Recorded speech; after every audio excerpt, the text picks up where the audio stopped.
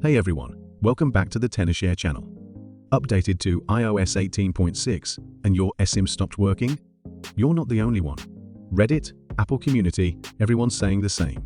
No calls, no texts, eSIM won't activate. It's not your carrier, it's a bug in iOS 18.6. Apple hasn't said anything, and basic fixes don't work. The best solution? Downgrade to iOS 18.5. In this video, I'll show you how to do it safely with ReiBoot without losing data. Let's go. Click the link below to download ReiBoot. Connect your iPhone to your computer. To downgrade from iOS 18.6 to iOS 18.5, we need to back up all our data before the downgrade. So go to Backup and Restore feature, and start the backup process. You can pick a folder to save it locally. Everything will be backed up.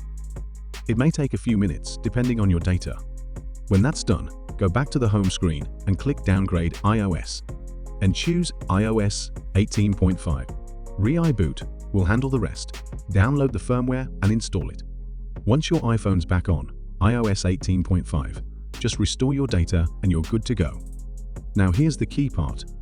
Since the backup was made on iOS 18.6, we need to tweak it a bit so it works on iOS 18.5. Go to the folder where your backup is saved. Find the file called Info and open it with Notepad. Press Ctrl and F. Search for product version and change the number, probably 18.6 to 18.5. Hit Ctrl and S to save. Now go back and restore that backup to your iPhone. Once it's done, your phone will be just like before. Apps, photos, everything back in place. And now your phone is running iOS 18.5 with no data loss. This eSIM bug isn't only present in iOS 18.6. Even users on iOS 26 Developer Beta 3 are encountering the same issue.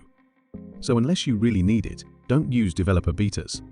Public betas are much more stable and safer to try. And ReiBoot can also help you upgrade to the public beta without needing a developer account. So, if your eSIM stopped working after upgrading to iOS 18.6, just downgrade to 18.5 using ReiBoot. The process is quick and safe, and your eSIM should return to normal. I'll put some useful Reddit thread links in the comments. Got questions or encountered the same issue? Feel free to leave a comment or join the forum discussion below.